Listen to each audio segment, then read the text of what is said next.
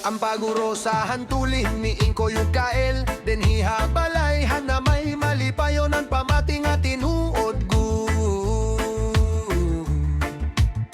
May mga naiban, may dagihap mga nadugang.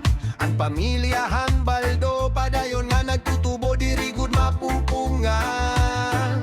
Nagkakatarampo, nagkakahiyo man tagsa-tagsa. May katawa, may istorya, sugad hinwaray nawara.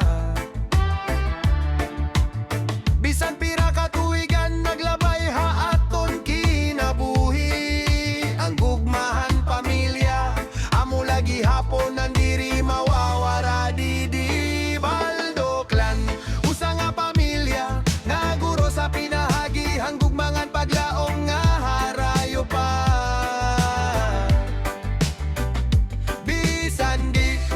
Matika nga kasing-kasing naton, pamilya lagi hapon na naton uruga.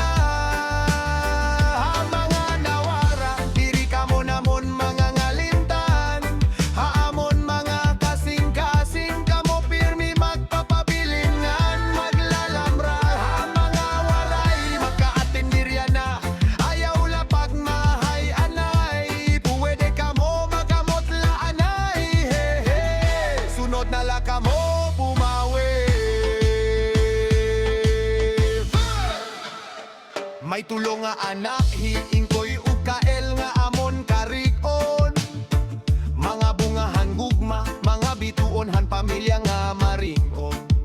Hikayang kaway-kaway, haniya mga tulin, malipayon nga pangugubang. Pirme andam ha pamilya nga maurupod haaton di.